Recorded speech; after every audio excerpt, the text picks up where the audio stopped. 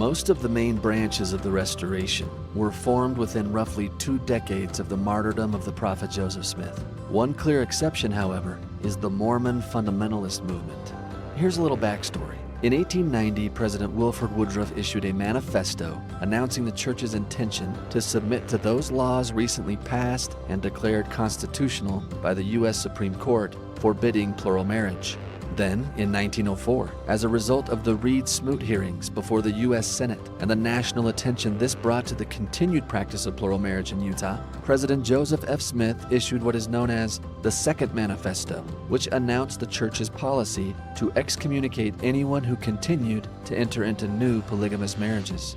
Yet some church members felt that the manifestos of Presidents Woodruff and Smith were not inspired. And within a few decades, those who dissented against these manifestos or were excommunicated from the LDS Church for entering into additional plural marriages began to gather on the Utah-Arizona border at a place known as Short Creek. They believed in a 1912 statement by Lorin C. Woolley, who had been a courier of President John Taylor, about an unpublished 1886 revelation of President Taylor, wherein the Lord declared that the new and everlasting covenant had not been revoked, nor would it ever be. This language was interpreted by those in this group to mean that plural marriage would never be withdrawn. They concluded, therefore, that President Taylor's unpublished revelation and their interpretation of it overruled and superseded the first manifesto of President Woodruff in 1890 and the second manifesto of President Smith in 1904. For them, they were staying true to this core fundamental element of Mormonism, while the LDS Church was not. In time, these Mormon fundamentalists fragmented into various additional groups, including the Fundamentalist Church of Jesus Christ of Latter-day Saints, or FLDS Church, the Apostolic United Brethren, or AUB, the Righteous Branch of the Church of Jesus Christ of Latter-day Saints, and the True and Living Church of Jesus Christ of Saints of the Last Days, among others. So in this episode of Church History Matters, Casey and I sit down with Dr. Brian Hales, an expert researcher and author of several books on the Mormon Fundamentalist movement, to discuss with him this fascinating branch of the Restoration. I'm Scott Woodward, and my co-host is Casey Griffiths, and today we dive into our 13th episode in this series, dealing with succession in the presidency. Now let's get into it. Hello, Casey. Hello, Scott. How are you, man? I'm great. So good. So good. Yeah, well, we are very excited for today's episode. We are in this fun part of this series on succession in the presidency, where we are exploring the other branches of the Restoration that are not the LDS Church, that did not come across the plains with the 12, with Brigham Young at the head, except that today is kind of the exception to that, right? We're talking about a branch of the church that branches later after we come to the West, after we come to Utah, after this group that's followed the 12 halfway across the United States. And then there's a later fracture. And so we're excited to talk about that. We have a special guest with us, Brian Hales. You want to say hi, Brian? Hello. Thank you for having me, Casey and Scott. It's great to have you with us. And like Scott mentioned, the two major schism points in Latter-day Saint history are 1844, when there were questions over succession. Most people follow Brigham Young, but there's a number of other movements. And then 1890, when plural marriage ended, when the manifesto was given. It's a complicated story. This is where a lot of schismatic groups come from. We were talking about before we started here that we were going to do this ourselves, but Brian has written a great book. It's from Greg Colford Press. It's called Modern Polygamy and Mormon Fundamentalism, the Generations After the Manifesto, that walks through this. And it is quite a complicated web. We figured, since we know Brian and he's already been on our podcast and done an excellent job, we just bring him in and have him be our expert today, and we'll ask the questions. Yes. So this is a little bit different from other interviews we've done where we've had listener questions. This is Brian. He's going to be walking us through this, and we'll kind of ask the questions as we go. We'll be the students today, so that'll be fun. Let me give a quick bio on Brian for those of you who do not know Brian. Brian Hales is a retired anesthesiologist, and he's the author or co-author of several books on Mormon Fundamentalism polygamy and on Joseph Smith's polygamy. We had Brian on the show to talk about Joseph Smith's polygamy back in our polygamy series, and now we have him back to talk about Mormon fundamentalism polygamy. He's written at least 2 books. Is it more than 2, Brian, on Mormon fundamentalism? There was one I wrote. My first book was written in 1991. It was called The Priesthood of Modern Polygamy, an LDS Perspective. So, Okay. yeah, it goes way back. There you go. Okay, so you've been studying this for quite some time, and now you are currently researching the origin of the Book of Mormon. Yeah. Correct? It's better than studying polygamy, to be honest with you. Well, that's maybe where we want to start, Brian. Yeah. How did a nice young Latter-day Saint lad like you get interested in researching the polygamous breakoffs of the church? Tell us your origin story here. Yeah. Well, I had a member of my family who joined the Allred polygamy group, and we'll talk about them. They're called the AUB. And through this, they sent me the standard documents and narratives that they were embracing, and they wanted me to investigate it, which I did. And I would admit, I even prayed the prayer, if this is true, let me know, Lord. But I'll be honest with you, I was never impressed with the very topic that we're going to discuss today, and that's the authority claims. Mm. And so I was never drawn to it at all, but I was fascinated by it. And I realized very quickly that no one had written a history of this movement, either from inside or outside. That excitement kind of got me going, so that I wrote that book in 2006, which kind of tried to outline at least all the nuances that then could be identified.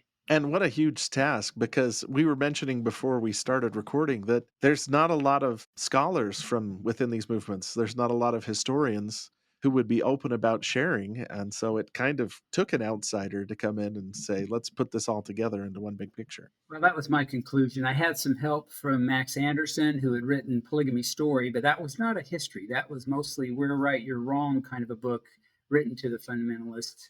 So I was grateful to Greg Kofert, who took on that book, and it's done well. It actually received the John Whitmer Best Book Award for 2007. So.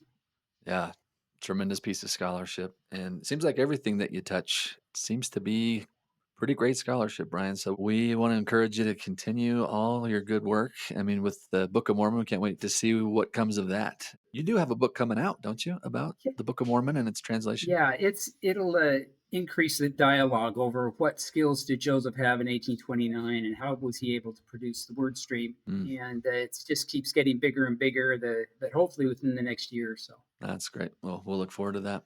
Okay, so today then, we want to hear the story. Where do you want to begin? Where does the story of the fundamentalist breakoffs of the church begin, Brian? First off, let me just say thank you for letting me come on. And over the years, I haven't actually been asked to discuss this, and I'm going to try to be succinct for the audience and not get into too many details, but hopefully at the end, they'll be able to understand where the average fundamentalist comes in contrast to the mainstream members, the Latter-day Saints. So as we look at all of the fundamentalists, there are about half of these individuals are called independents. And I just want to define those right off the bat. These are individuals who really are not worried about Joseph Smith's declaration in section 132 in verses 7, 18, and 19. It talks about one man who holds the keys of sealing, the authority to seal a marriage that's eternal. It doesn't have to be a polygamous marriage, but it is an eternal marriage. Yeah. And these independents have found a way around not worrying about the one man or obtaining the authorization of that one man. And so they just kind of do their own thing, and they kind of define the parameters. And that's probably half the polygamists who tie themselves back to the Latter-day Saint tradition. The other half, the vast majority of them, trace the break-off from the church to an 1886 meeting. Okay. This it occurred September 27th, according to the narrative. Now, let me just preface this by saying, I don't think this happened. Okay, I'm going to describe it according to the accepted narrative of these fundamentalists, and specifically the FLDS, Warren Jeffs, and the Apostolic United Brethren, who are the Allred Group. And I don't want to show them any disrespect as I do this, but I'm just telling you, I don't think this meeting ever occurred. But this is the key meeting where we find authority ostensibly leaving the church and then overseeing the fundamentalist polygamists' activities. okay. in this meeting, September 27th, it's an 8-hour meeting. And the evening before this meeting, John Taylor is reported to have actually had a vision and met the Savior. Just to let you know, I think he probably did that night. There's evidence to support that. But the next day, there is supposed to be this 8-hour meeting, and I don't think this occurred, but there were 13 people in attendance. During this meeting, John Taylor is floating above the floor. Okay. And declaring very loudly that he would rather have his hand cut off than sign a manifesto. During this meeting, a revelation is recorded, and 5 copies are made. And then after this 8-hour meeting with these 13 people, there's a second meeting with 5 individuals. And during this meeting, a resurrected Joseph Smith appears. Wow. And he shakes their hand, and he oversees the ordination of 5 men with authority that is supposed to be higher than any authority in the church. At the time, Lorin Woolley is the guy who is reporting all of this in the 1920s, and he called them high priest apostles. And they were members of a quorum called the Quorum of 7 Friends, which is higher than the quorum of the 12 apostles and higher than the quorum of the first presidency in the church. This is their description. Oh, wow. So this is where the claim is that the Keys left the church. Now, exactly when the church president stopped being the presiding priesthood authority and it shifted to this quorum of friends is kind of a hazy zone. Sure. One of the reasons I really don't believe this ever happened is that nobody mentioned it for 35 years. It seems like that would be big news if President Taylor's floating off the ground and the resurrected Joseph Smith returned. Exactly. And if you read the account, they're not told to keep it secret. No, there's no admonition to look, this needs to be hush hush. This would have been the greatest spiritual, manifestation since the Kirtland Temple, I think we could say. Yeah. And the saints were reeling from being on the underground. Law enforcement was all over them for polygamy, and hearing about this would have sustained their faith and their resolve. And it would have been a really nice discussion point to spread quietly among the Latter-day Saints. Nobody mentions it for 35 years. And then Lorin Woolley in the 1920s, when the excommunicated fundamentalists are gathering and trying to find their way into some new phase of polygamy outside of the church, Lorin Woolley is one of many speakers, and his message is that back in 1886, I got authority. Now, I mentioned there were 5 individuals, and one of them was George Buchanan, who didn't need an ordination. He was already an apostle, and he could seal marriages. Yeah. The other 4 were 2 bodyguards, and neither of them ever sealed a marriage or presided in any meeting that anybody can identify. One of them kept a journal. And that left 2 additional individuals. One was John W. Woolley, who is Lorin's father. Now, John Woolley did seal marriages, but I can't find anywhere where he corroborated an 8-hour meeting or an ordination in 1886. He doesn't leave a testimony to that. And all of these men are dead except for John, and John is in his 90s. He's hard of hearing. He's not really contributing to the dialogue. It's just Lorin's voice, and you could argue that the law of witnesses would require more than Lorin. Yeah. There was a second person who came up and said he went to the meeting, but he specifically said, I was not there for any ordinations. So does that kind of explain, does that make sense why I worry about the validity of this story? Correct me if I'm wrong. Some fundamentalist groups believe that the church retained authority, but they were kind of set aside as a special group that was going to preserve the principle of plural marriage. Is that accurate? Well, let's come back to that because it is accurate. It occurred in the 1960s with the Allred Group. Okay.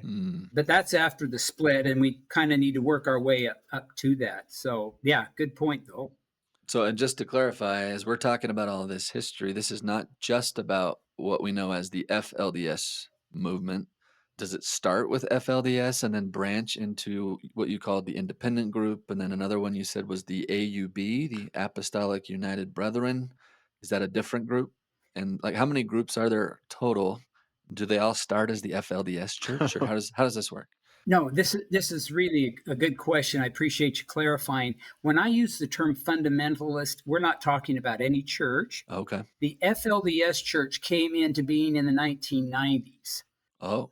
And before that, They just called themselves fundamentalists. They didn't incorporate until then. The 1990s? Well, it incorporated under the name FLDS. Wow, so that's pretty recent. Yeah, yeah, and at the same time, the AUB is incorporating under that name. So you see the two names appearing, but it's very late. Oh, wow. Prior to that, they're just fundamentalists that are trying to do polygamy, and they don't really have a name per se. Okay. They have a united effort plan, which is an attempt to do the law of consecration, and this actually grows out of the 1920s. What we find is Lorin Woolley, he's a storyteller. And this is another reason why I find that the story is not credible. He also claimed to be a Secret Service agent. And when he was excommunicated in 1924, it wasn't for polygamy because he wasn't a polygamist. We have him being a polygamist only with one woman in 1932 because his original wife, his monogamous wife, wasn't going to have anything to do with it. And so we don't find polygamy actually being the problem. He's excommunicated for telling stories about the leading brethren of the church and making claims that are simply not credible. He claimed to be transported by one of the three Nephites down to the Yucatan, where there was a temple, and there was a Lamanite where he gave all of his authority there. And the reason that we need to take these stories seriously is that they were recorded by one of his stalwart followers named Joseph Musser. And Musser was there in these meetings and recorded at the time, these are contemporaneous records, by a believer, and they just record Lorin Woolley's teachings, and they really make him out to be quite a storyteller. And some of the facts can be checked, and they don't check out. And in my mind, I think Lorin just had the right story for the right crowd at the right moment. They needed authority. He had a story for authority, and then Musser took that story and blew it up and wrote it up in a 1929 account that Lorin signed. We don't have any writings from Lorin Woolley, just this account that Musser put together. And that is the one that has been kind of a missionary tool for the fundamentalists in general, because you read it and you go, oh my goodness. Well, fact check. Okay, study it out in your mind before you start praying about this stuff. That's the advice that I would give. Yeah. But in the 1930s, we find most of the fundamentalists are united behind this idea that Lorin Woolley has recreated. He's called other people, with Joseph Musser being one of them, into this Council of Seven Friends, and they are presiding over polygamists down in Short Creek, which is now Colorado City. It's down on the border of Utah and Arizona. You could call the 1930s and 40s kind of a golden age because there is some law enforcement pushback. The church is not happy about it, but they're really able to accomplish mostly what they want. They don't have a lot of resources, but they're gathering people and they're practicing their polygamy. Then in the 1940s is when law enforcement starts to get involved. There's a raid in 1945. There's another one in 1953 down in Short Creek. And let me just mention this, Casey and Scott. I think that in the 1940s, when Heber J. Grant was president of the church, as near as I can tell, President Grant said, we are a monogamous church. We're not going to talk about polygamy anymore. We're not going to discuss Joseph Smith's polygamy. We're not going to research it. It's not going to be in our curriculum. And for the next decades, it's not there. And, in the 2000s, before the Gospel Topic essay came out, there were members saying, why did I not hear about Joseph Smith being a polygamist? Why did I not learn about these things? Yeah. I personally believe that it was because of a policy that Heber J. Grant made in the 1940s as he's unhappy with all of the media attention that these polygamists are getting. He wanted the message out there that we're a monogamous church.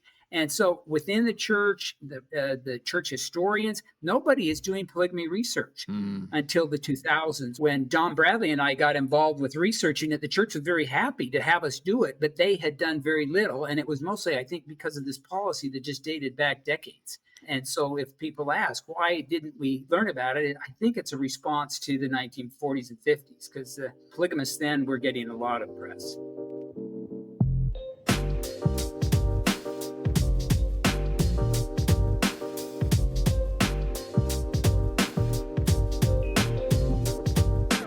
Interesting. So that's an unintended consequence of Heber J. Grant's policy of let's tell our story as a monogamous church, which today the unintended consequence is some church members are sideswiped by Joseph Smith's polygamy or otherwise, and they sometimes feel hurt, like, why haven't I been taught this my whole life, right? I think that's becoming less and less the case because we're doing a better job of telling the story. Thanks Yeah. in part to your good work, Brian, but we're doing a lot to tell the story now. And so I think hopefully in the next generation or so, we don't have people saying that I feel betrayed by the church for not having heard our history, as it actually happened. So, but that's interesting. I did not know about that 1940s and 50s policy of Heber J. Grant. That does explain some things. It does. No, I was just going to say it's a deduction on my part. I just should clarify. I haven't heard anybody actually tell me that, but it seems pretty clear that's when it went underground inside the church is the discussion point. So, And going back to this 1887 meeting, is this considered canonized scripture by fundamentalists? Is there a place where you could read it and sort of see it for yourself? it's a great question, and I'm glad you asked it because the interesting thing about this account of the 8-hour meeting is that there is evidence that John Taylor did meet with the Savior the night before. And there's other accounts that this happened on the underground months before. But it's also, there is a revelation. I do believe it's a genuine revelation. Now, the revelation is dated September 27th, and it was found by John W. Taylor, John Taylor's son, among his effects after John Taylor died. That's the history we can document. But see, this meeting says that it was received during the meeting. So I think Lorin Woolley wrapped his narrative around a true event, which is the recording of this revelation. But the interesting thing is he also says in this narrative that there were 5 copies made. Nobody has ever heard of those copies. They have not shown up anywhere. And there's good evidence that Lorin Woolley himself did not have a copy in 1886 or 1890 or 1912. Because he seems to have come aware of it in about 1915 when a guy named Nathaniel Baldwin, who made headphones for World War I, but he made some money and he was in Utah. He kind of embraces the polygamy movement, but Baldwin had a copy and presented it at these meetings of the fundamentalists, and that's where Woolley seems to have seen it for the first time, even though his narrative says that there were 5 copies made in 1886. But yes, you can read it. And it has a lot of ambiguous language to it, but it doesn't talk about authority or the one man who must authorize any eternal marriage. And so the ambiguities can be interpreted however you want. But the only person's opinion of that revelation, and I think it's genuine, I think it's from John Taylor, the only person whose opinion matters is the one man who holds the keys. If he wants to read it one way, then fine, and let it guide his authorizing of eternal marriage is fine. If he doesn't, it's a non-issue because he holds the keys. Can you give us a quick summary of what the revelation says? It talks about how the law will never be abrogated. And of course, a polygamist view of that is the law is polygamy. But the law has never been polygamy. If it were, there'd be polygamists in the Book of Mormon. Okay, the law is the law of eternal marriage. And this is explained very plainly in verses 16 and 17 of section 132. To break the law is to die without being sealed in an eternal marriage. They live separately and singly to all eternity without exaltation in their saved condition. And that's how you break the law. It's not by being a monogamist. And verses 19 and 20 start that if a man marries a wife by proper authority, it mentions the authority again, and they live worthily, then they become exalted. They become God. So you see there is a promise of exaltation to a monogamous couple in verses 19 and 20. Yeah. The idea that the law in the revelation that John Taylor wrote is strictly plural marriage is simply just not supported. So it says the law shall not be abrogated. Abrogated, yes. And it talks about commandments that can't be withdrawn and things like this. Again, the language I would argue is ambiguous. I've written an article on it. It was published in The Persistence of Polygamy, Volume 3, I think, but it doesn't say or authorize the continuation of plural marriage. It just doesn't. So okay, so let me just try to summarize so far. So if this is somebody's first introduction to this history, this can be ziggy and zaggy. And so let me just make sure I got this right. So in 1886, John Taylor had a legitimate revelation about the law not being abrogated. And the context there would be the government's pressure during this time to shut down the church, to confiscate temples, etc. Are we right on that in the timeline here. This is the Edmunds-Tucker Act era, Yes. and this would be the context that President Taylor would be speaking into, would be those that are concerned that somehow the church is going to be crushed into oblivion. And as a counterpoint, he's saying something like, no, at least not the most crucial things, something like that. Is that the right context here? Yes, yeah. And we should add that John Taylor was probably asking, can we give up polygamy? And he definitely received this revelation and understood it to mean, well, not now. Okay. But as again, I emphasize that the only person whose opinion is going to matter is the one person holding the keys. And at that time, he interpreted it Not now. to say that not at this time. Now, Michael Quinn looked at this and he said it really doesn't say anything that hasn't been said before in the other revelations. And I agree with Michael on that. So when President Woodruff in 1890 issues the Manifesto, there are those who, from this movement, this subset of Latter-day Saints who are opposed to the Manifesto, they want to cite the 1886 revelation as preventing the validity of the Manifesto. Essentially, they're trying to quote it to say, no, because in 1886, President Taylor had a revelation that polygamy would never end. Is that right? Am I following this story correctly? No, that's very well summarized. In fact, I think part of the problem and the authority given to the 1886 revelation is what happened to it. Because John W. Taylor, when he shared it with a few people in the 1890s and the early 1900s, but when he was excommunicated, he referred to it. And yet he acknowledged that it didn't say polygamy was going to continue. He just says, here's a revelation. And the church's response, though, was to try to sequester it or squelch the knowledge of it. They called it a scrap of paper. It said it's not in the church historian's office. Well, it was probably somewhere outside of the office, but the church knew about it. So they tried to make it look like this either wasn't important or that it didn't exist at all. And if the church had just come out and said, yeah, here it is, read it, it doesn't mean that polygamy can't be stopped. Yeah. If they had, I think, taken that approach, I think that it wouldn't have near the impact that it has had in the past, especially in those early decades when the fundamentalists are coming together and learning about it. But this is sort of the fundamentalist constitution, right? This is the starting point of their movement. Fundamentalists believe that this revelation is saying plural marriage has to endure forever. That's how they interpret it. That's what's most fundamental, right? Isn't that where the word fundamentalism is hearkening to this concept, right? That this is so fundamental, it's never going away. That's why we refer to them as fundamentalists. Is that correct?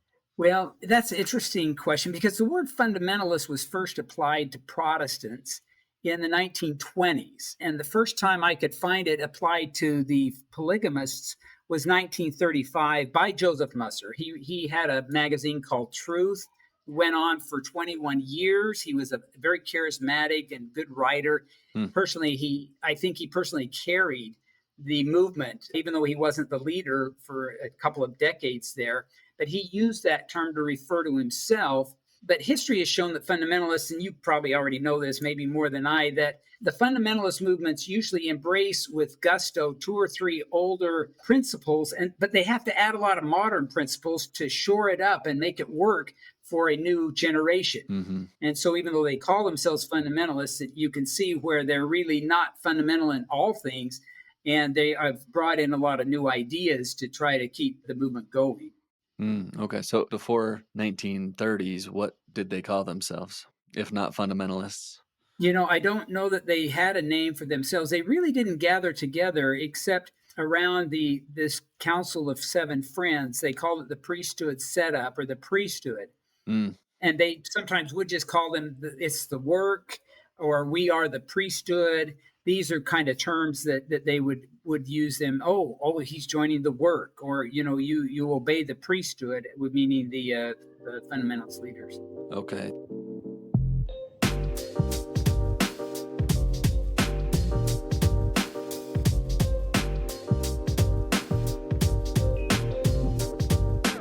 So when does it initially start to coalesce? You said is it down in Short Creek, down by Arizona? Is that the first beginnings of a coalescence of those that would be seen as outside of the LDS Church? Or did they see themselves still as members of the church when they started gathering down there? Walk us through that part of the story. Where does this start to become a separation, a clean separation between LDS and this other group that's continuing to persist in their polygamy when President Woodruff has called a stop to it? This coalescence doesn't really occur till the 1920s, and then, as I said, the golden age is the 1930s and the early 1940s. Okay. At the time, a guy named John Y. Barlow is the leader, and Barlow's not very charismatic, but his number two man is Joseph Musser, and Musser is highly charismatic, and he's a writer and he's a publisher. He's got booklets. He's got the magazine Truth that's out there. So they all kind of rally around those publications and around this movement. And Heber J. Grant is not real happy with any of it. He's trying to squelch it, to move it out of the mainstream media when it arrives there. Mm-hmm. And then in the 1940s, there's some raids. As I mentioned, in 1953, there's a raid in Short Creek. But what we find is two large groups. There's a large group in Utah up in Salt Lake, and then there's a large group down at Short Creek. And this becomes more significant because Barlow dies in 1952. Mm-hmm. That leaves Joseph Musser as the uncontested leader of everybody north and south. But one of the problems with the Council of Seven Friends is that even though Lorin Woolley introduced it when he was teaching in the 1930 and 1931 era, and Joseph Musser is writing down all of his notes, there's really nothing in there that tells you how does the next senior member of this Council of Friends, how does that person arrive there? Mm-hmm. Is it by designation, or is it by seniority in the quorum, as we have in the quorum of the 12 today? You rise to become the presiding apostle through your seniority. Mm-hmm. Up until Musser, the next person in seniority was also the designated person. Musser tried to break that tradition, and he tried to designate Rulon Allred as his first elder, I think they called it. And that meant that he was going to succeed Musser when Musser died. Mm-hmm. And this bypassed the seniority of all of the council members. And there were more than 7 now. I think there were 12 or 13. They just kept calling people to this council. Mm. And so the people in the council, when Musser died, and actually the split occurred before that, they rejected Allred and they went down to Short Creek. And they became what would eventually be the FLDS Church. Mm-hmm. And then those who stayed north in Utah and followed Rulon Allred are the ones that became the AUB, or the Apostolic United Brethren. Mm. And it's interesting to watch the trajectory of these two groups, because in the Allred group up north, they added more people to the council until there were 12 or 13 just in their own council.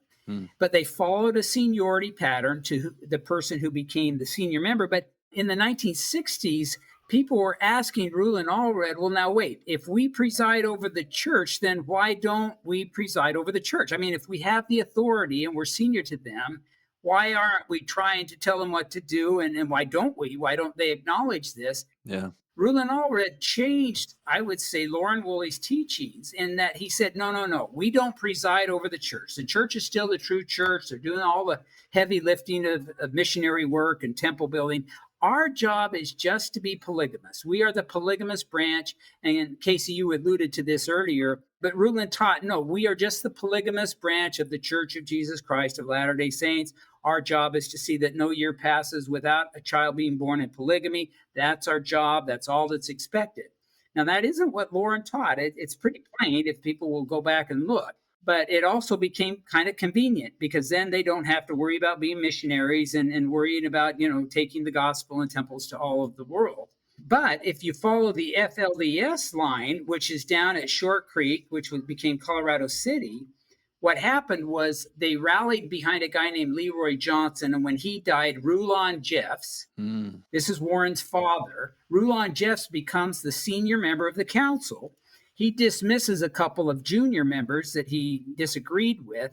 The others all die off. Well, Rulon Jeffs doesn't call any new members of the council. Oh, wow. So it's exactly the opposite of what's happening down with the Allred Group. They're expanding the council and following seniority. Well, Rulon Jeffs is consolidating his power into one. So when he dies, ostensibly Warren was designated to be his successor. And it's one-man rule. Mm. It's one-man rule. And he may have had a counselor here and there, but it's a single man that's ruling in the FLDS, whereby you have a whole council up north with the Allreds. Does that make sense? I think so. Like I said, it's pretty complicated, but So why Short Creek? Tell me if this is true. I've heard that they chose Short Creek because they thought it was ideal to be able to avoid state raids because they could just jump across the state line. Is that true? Is that why they chose that area? I think they chose that area because they could acquire it without having to put down a lot of money. Okay. It's really desolate down there, not a real desirable location. But also what you said about state lines, I think, was in their thinking that, oh, well, if we have a problem in Utah, we can just skip over to Arizona or vice versa. Yeah. It didn't really help them too much, although the raid was clearly in Arizona, and Utah opted not to participate in the 1953 raid. Mm. There may have been some advantage there that most of them were willing to take their lumps for polygamy. And I think history shows us that when you start persecuting a group, that actually creates a stronger group. They bind together, against the oppression, and it doesn't always help your objectives from a government standpoint. Mm. Okay, at what point did the fundamentalists of either branch get excommunicated from the LDS Church? Because they're down there claiming that they're just the polygamous branch of the true church. How did the leaders of the LDS Church view them, and when was their official excommunications from the LDS side? No, it's a good question. Most of the people that formed these groups in the 1920s and 30s were discovered to be polygamists and were just excommunicated, like Joseph Musser, like John Y. Barlow. Okay. And their local leaders would take action when they would embrace polygamy. The 1930s, there were families living down in Short Creek area. They embraced polygamy, and they were excommunicated by their local leaders once they were found out. Some of them are leading a double life for a few years, but it usually catches up with them. Mm. And they usually proselytize Latter-day Saints. They would send out some missionaries, but they were sent to Latter-day Saints to try to convince them to become polygamous. They weren't sending missionaries out to baptize and preach the gospel to unto every creature. That wasn't the objective.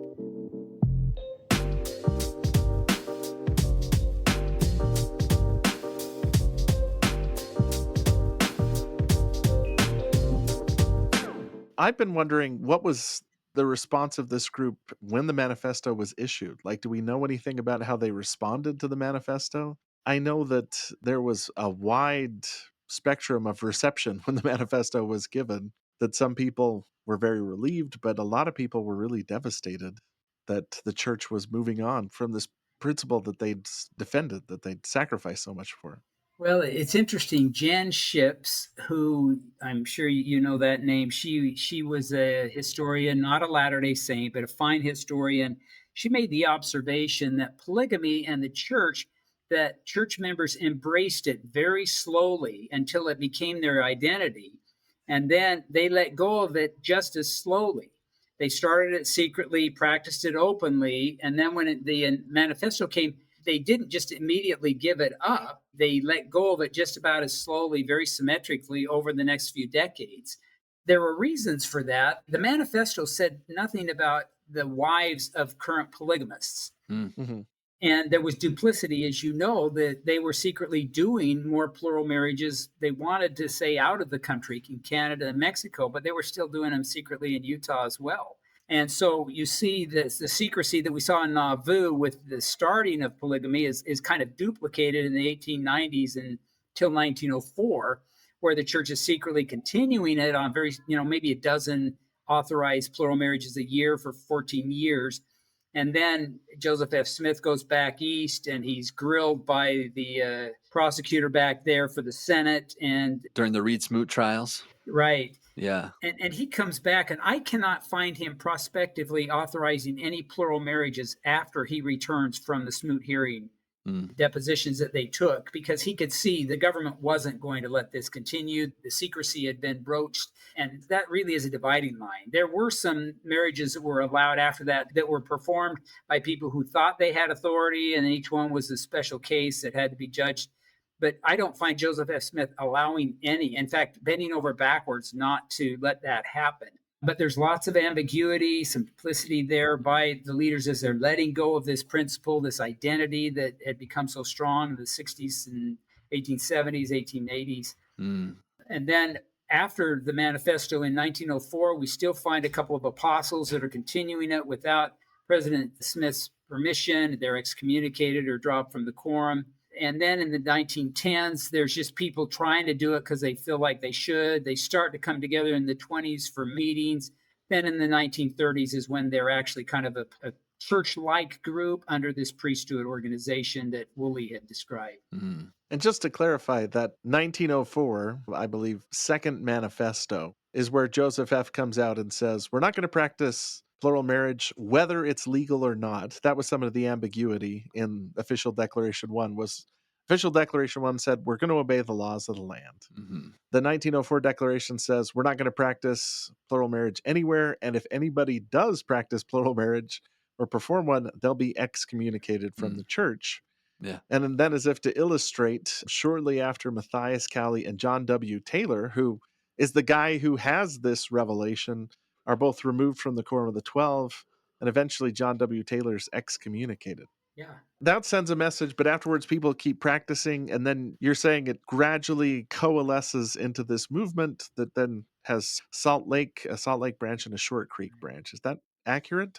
For those times, that pretty much describes what's going on. So the reason why I brought up a lot of the questions, Brian, honestly, is a couple of years ago, I was the ward mission leader, and there was a guy who moved into our ward who practiced. He was a polygamist, but it was complicated. He was a single polygamist, like he hadn't gotten married. And ideological and so- polygamist? Like, what does he mean? He was an yes. Like one time I went over and he was on a date with a girl, and I said, "Did you know he's a polygamist?" And she was like, "What?" And I blew his cover, but he was like, "Man, I'm not a polygamist yet. I'm just hoping to be." An aspiring polygamist. Wow. He was an aspiring polygamist, and I picked his brain. And when I asked him, "When do you think that the church lost its authority?" he said Heber J. Grant. Like I was expecting him to say Wilford Woodruff, but he said no, Heber J. Grant. He was the last one that practiced plural marriage. And the guy actually had a shelf of books with Bruce R. McConkie and the words of Joseph Smith and some good stuff. But that was his response with like no hesitation. Yeah, we think you guys were okay until Heber J. Grant. But after that, he felt like we'd gone off the rails. It does sound like you said in the 1960s was when they started to say, we've been called to preserve plural marriage while the main church does the work, builds the temples, so on and so forth, became the argument. Is that accurate, Brian? Well, that describes the AUB, the Allred Group, their position. But the FLDS, they just basically said, we're the true church, and those guys up in Salt Lake are the false church. And so they didn't retain any connection. And this is where you've got Warren Jeffs telling the women what to wear, not to wear red, and crazy things that Joseph Smith never would have approved or even recognized as being something attached to the restoration. So if we're distinguishing between the two groups, the FLDS is kind of the more extreme of the two. When you see, like, if you go to Cedar City, sometimes you'll see members wearing these, especially women, having very specific hairstyles, very specific clothing styles. That's the FLDS influence. Correct. That's Warren Jeffs and his followers. The Allred Group, they may wear long garments, and so you see them in long sleeve shirts, but they aren't going to be of a pattern or anything like that. And they're all among us. I mean, they're really good people, good workers. They're good families within their religious paradigm. And so the AUB is the Allred Group, the Apostolic United Brethren. They actually, I should mention, have a building just up the road from my house in Saratoga Springs over the hill in Bluffdale, correct? There's a temple there. Yeah, that's the one. They have an endowment house. An endowment house. And they're a little bit more contemporary. If you saw one of them on the street, you wouldn't see them wearing different clothes like you would with the FLDS. Is that correct? You wouldn't know. You wouldn't know. Well, kind of like Orthodox Jew versus a Reformed Jew. Yeah, there's definitely a different. And then you've got all the independents that are out there. And we could just mention that the LeBaron line, the LeBarons got a lot of notoriety through Urval and the murders and things back in the 70s. But they don't ascribe to Lorin Woolley. They actually claim authority through Benjamin F. Johnson. And it's a real stretch. Whoa. Okay, tell us that story. So yeah, we've got to stop you here because I heard two words that I want to follow up on. The murderers, which you can't just say, oh, and then the murderers and move right on. And then Benjamin F. Johnson, who is an important figure in Nauvoo when we're talking about plural marriage there. So you got to give us a little bit more detail on this is the LeBaron group, correct? So give us the story here. Spill the tea. It's fascinating because of the intricacy of this theory. And it goes like this. Benjamin F. Johnson was adopted to Joseph Smith. So he's claimed to be the heir of Joseph Smith's keys. Okay. So that gets him to Benjamin F. Johnson. Then we believe that Benjamin F. Johnson gave his keys to Adair LeBaron, one of his grandsons. And he had like 100 because he had polygamous wives. That's another problem. Okay. But then Adair LeBaron is supposed to have given it to some of his sons. And there was Ross and there was Ervil, and I'm blocking on the other sons. But Ervil's the famous one because Ervil assumed to have the keys to run the church. And they have a very elaborate priesthood expounded pamphlet. And you read through it and you go, oh my gosh, this makes sense. Well, when you get into it, it doesn't make any sense at all. But on the surface, it has an appeal. And then Ervil wrote that. But he went to Allred's group and put flyers on the cars in the parking lot when they were meeting, demanding that they tithe to him. Oh. He wanted these polygamists to give their tithing funds to Ervil because he was the guy. And when they refused, he decided to kill Rulon. Oh, my. And he got a couple of his followers to kill Rulon Allred in 77, 78. But he was actually hoping that his own brother, Verlin, would show up at the funeral, which he did, and that then he could kill his brother. That was Ervil's plan. Oh, my word. But there was too much police there that the hit team that was dispatched chickened out. Ervil wasn't real happy about it, but they eventually prosecuted him and he died in prison. But that's the line of authority for the LeBarons. It's entirely disconnected from anything to do with Lorin Woolley and those claims. That they're kind of off on their own. Yeah. Okay. And there still are LeBarons down in Mexico, I'm told. In fact, the drug cartel, I think, nailed some of the women killed them. A couple of years ago down there, I don't know if you remember, there was a report.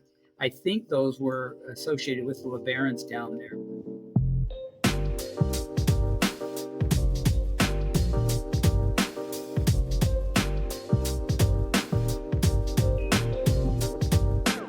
Yeah, there was a pretty intense book written about what happened to that polygamous group in northern Mexico.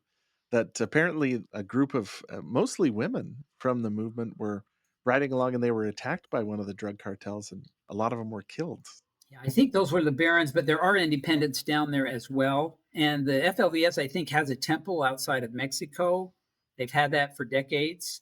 Not sure how people get to it these days. But what kind of things do they do inside their temple? When the Allred Group built their first temple in the, I want to say 80s, I think it was because they rejected the priesthood going to all worthy members.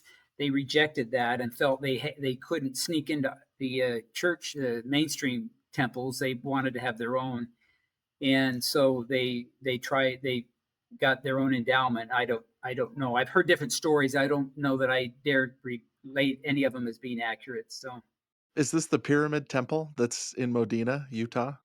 No. Okay. Can I ask about that really fast, Brian? And I want to tell a story. So, back during the pandemic, when we couldn't travel very much, a group of other BYU faculty, we decided to go on a cultural tour of southern Utah. And we went to Modena, Utah, where there's a group called the Righteous Branch of the Church of Jesus Christ of Latter-day Saints. And they have a temple there. This is out in the west desert of Iron County, Utah, that's pyramid-shaped. And one of the elders from the church agreed to give us the first discussion. And we didn't know that it took about 5 hours to get the first discussion. Oh my. And he explained, how he came into the church and how he knew it. And it was interesting because he explained that beyond the law of chastity, there was a law called the law of purity, that you should only be intimate with your spouse if you're intending to procreate, to create children. We listened to him for a really long time, and the Pyramid Temple was right there, and we were trying to see if he'd let us in.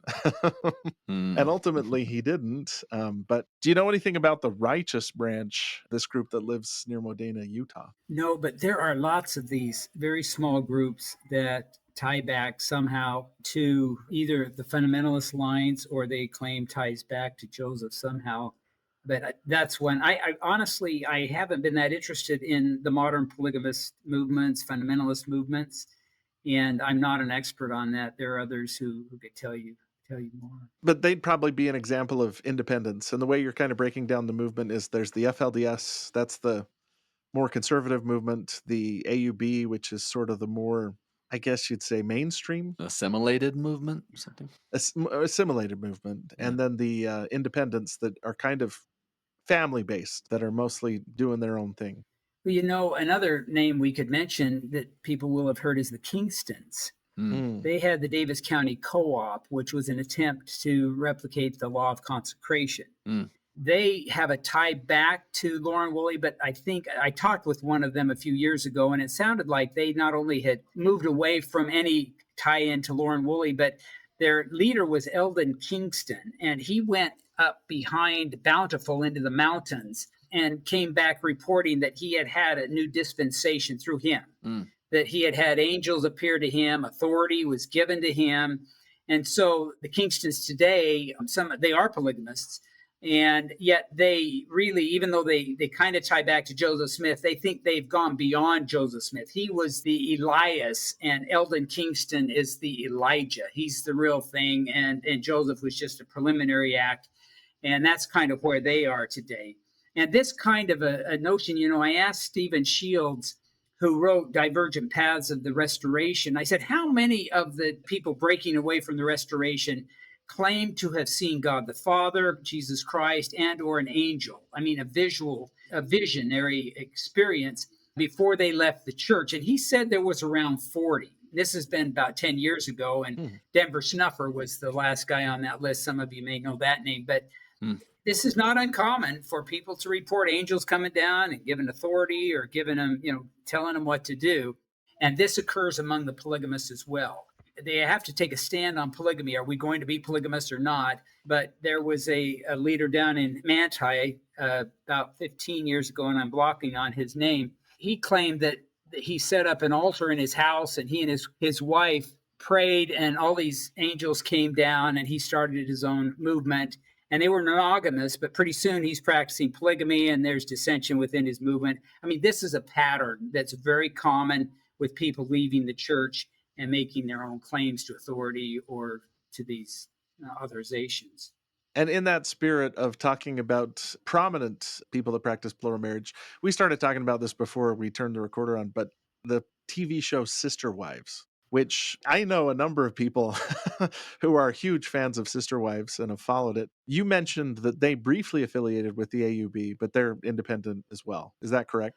That's my understanding. And it really isn't uncommon for people. I know of several who have been very strong supporters of the Allred Group, particularly. But then after a while, they just don't seem to need whatever the AUB has to offer. And consequently, they just break away and become independents. And I think that's at least some of those sister wives were affiliated with the AUB at one point. And I bring that up because I haven't watched Sister Wives, but I've seen news articles on it, and it seems like they're all dressed in contemporary clothing, and they don't live in a compound or anything like that. They're assimilated, to use the word that Scott brought up a little bit. Yeah. As you've studied this history, how would you explain to somebody, what do you see as the distinguishing elements that would discount the legitimacy claims here? I know you've mentioned to me that you see 5 problems. I was wondering if you wanted to go through those or if there's any others that you wanted to mention as to why you disagree so much with this. Well, I appreciate the question. And I think one of the biggest reasons why I don't see any of the fundamentalist leaders as being a true heir to Joseph Smith is a little surprising, because what we find in D&C 132 is there's one man who holds the keys of sealing. And in the Doctrine and Covenants, it talks about the president of the high priesthood. Yeah. In verse 91, it says, the duty of the president of the office of the high priesthood is to preside over the whole church and be like unto Moses. Yeah. So this president of the high priesthood is over everything, like Moses was. Mm-hmm. But we also read in verse 82 that if the president of the high priesthood shall transgress, he shall be had in remembrance before the common council of the church, who shall be assisted by the 12 counselors of the high priesthood. In other words, Joseph Smith was not above a disciplinary council. Mm-hmm. It's the checks and balances. This is a true doctrine. And yet, if you go to the Council of Friends, whether it becomes Warren Jeffs or the current leadership, there is no description of how to deal with these individuals if they should transgress. Mm. And there's this saying that absolute authority corrupts. Absolute power corrupts absolutely.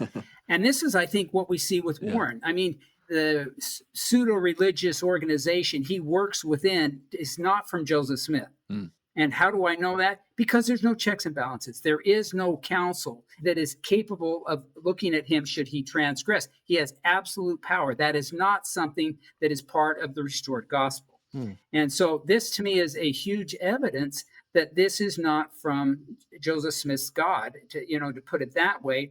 Another problem is that the one man who holds the keys to seal also holds the keys to gather Israel and to gather the dead. And they would be very anxious about sending out missionaries. They would be anxious about building temples. These early fundamentalist leaders sent out no missionaries, none at all. And they didn't build temples for decades. And so if this man is actually holding all of these keys, which they professed at least initially, you would expect there to be more anxiety, I think, in that one leader to exercise the keys to gather Israel. Hmm.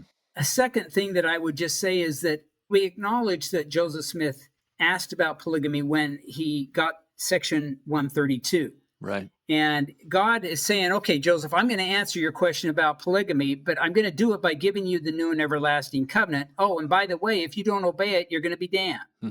And we kind of talked about that earlier. And the polygamists will say, well, the new and everlasting covenant of marriage is polygamy. But as we talked about earlier, no, it isn't. The law is not plural marriage. The law is eternal marriage. Yeah. And that's what Joseph learns in this. And polygamy isn't mentioned in the next 30 verses after verse 1 of section 132. Another concern that I have about the fundamentalists involves the emphasis, particularly among the FLDS, regarding sexuality. And Warren Jeffs really did some highly perverted things. And maybe you know this, but he came out with a decree that until he got out of the prison, there was to be no other sexual relations among his followers. And if you went to Walmart in St. George or in Cedar City, you would see these people dressed as his followers. They weren't carrying babies. There weren't little toddlers running around at their feet. Now, I don't know if this has changed. There was talk that he actually appointed a few men to go out and populate among these plural wives throughout his church. And I don't want to this can get grotesque rather quickly, but the perversions are very much sexually oriented. And yet we don't find in Joseph putting any emphasis on sexuality. It's part of polygamy. It's verse 63 says that one of the reasons is to multiply and replenish the earth. Mm-hmm. But we don't find that he's emphasizing it among his own plural wives. He probably did have a child or two that we don't know about. There's good evidence for that this wasn't the emphasis that we find the FLDS putting upon it. Now, the AUB, they seem to treat it just like the mainstream church. But this, to me, is another problem that the FLDS have. And let me just say that plural marriage is not a covenant. It's not a ceremony. It's not an ordinance. It's a principle of the gospel that may be permitted or not permitted or commanded as God directs. It's a practice that is part of the new and everlasting covenant of marriage, a practice that may be implemented or not. No, that's interesting. You've studied this more than most. I think that's helpful just to see those breaking points. The way you're framing it is how it diverges from the Joseph Smith practice of polygamy, which I think is a helpful way to frame it. That there's some serious divergences. And yeah, I will say we want to end on more of an upbeat note, even though this is a really complex subject and we could probably ask a lot more questions. Yeah. But one of the things we wanted to ask about is you've researched and In researching, you've come into contact with people from these different traditions. What's your experience been interacting with them? I have many friends that are among the fundamentalists, and before Warren Jess, I visited Hilldale and Colorado City a number of times. I found these people to be kind and wanting the same things that we want, except they were convinced that they needed to practice polygamy. My message to them was, hey, look, just study it out in your mind before you pray. Don't just get down and pray, oh, God, you want me to be a polygamist? Get down and find authority, because if there's no authority, there's no plural marriage. In God's eyes, this is a very plain teaching from Joseph Smith. And this was something I wanted to share. But since the FLDS have kind of become very recluse, my interactions have been mostly with members of the Apostolic United Brethren. And I have friends there. In fact, the leader of their group is a super nice guy. I just think the world of him. And he's sincere. He wants to do the right thing, and he's trying to help out people that are living in polygamy. And polygamy is hard. Let's face it. And sometimes, though, I think that people who are practicing something that's hard feel that it must be hard because God wants them to do it. Well, it's not always the case. We may choose to do hard things thinking it's God's will when maybe it isn't, and that would be my position. But these are still very good people. They're God-fearing. They have wonderful families. They read the Book of Mormon. They meet and give wonderful talks, much of which we would agree with. I would just bring us back to the authority issue, but just to say that these are really good people, and I've appreciated my friendships with them. So, Brian, if a person wants to explore this topic a little bit more and understand the history of these groups, there's your book that we've mentioned. Are there other resources they can go to? Yeah, I have a website called MormonFundamentalism.com. And it has essays there that talk about the 1886 revelation. And there are little essays on all of the history that are quite concise but informative. There's discussion on Section 132 and a chart that I put together that kind of outlines how the early groups broke away from each other, and maybe recommend that. Excellent. A free resource, even better. Yeah. Free resource, and I'm just looking at it, and there's a number of interesting things here, including, I'm looking right now at the written revelations of John Taylor, which is a link to an article written by Richard Hulseful and Christopher Jones. Called John the Revelator. Yeah, all the revelations John Taylor received, a lot of which, I don't think any of them, well, I can say positively, none of them were canonized and placed in the Doctrine and Covenants, but that are revelations John Taylor received. So go and check that out. There's a lot of good resources there to explore. Yeah. Well, we sure appreciate having you on the show today, Brian. Thanks for coming. You are an endless well of interesting history. Thank you for your research. Thanks for your great work. Well, thank you for having me. And we'll mention again, your work is available. The book's called Modern Polygamy and Mormon Fundamentalism, The Generations After the Manifesto by Greg Koford Books. So if you're interested in studying more about this, and we might be a little bit worried about you if you aren't, go and get Brian's book, and he'll walk you through the whole process and help sort it out. So this has been immensely helpful to me. I really appreciate what you've done. Well, thank you again for having me.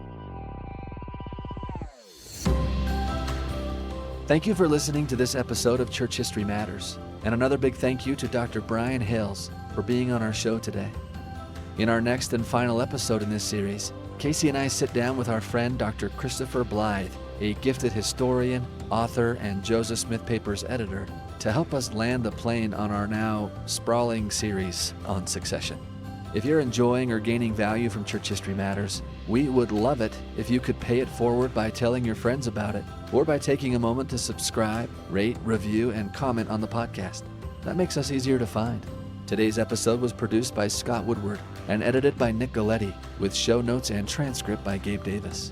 Church History Matters is a podcast of Scripture Central, a nonprofit which exists to help build enduring faith in Jesus Christ by making Latter-day Saints scripture and church history accessible, comprehensible, and defensible to people everywhere. For more resources to enhance your gospel study, go to scripturecentral.org, where everything is available for free because of the generous donations of people like you. And while we try very hard to be historically and doctrinally accurate in what we say on this podcast, please remember that all views expressed in this and every episode are our views alone and do not necessarily reflect the views of Scripture Central or the Church of Jesus Christ of Latter-day Saints. Thank you so much for being a part of this with us.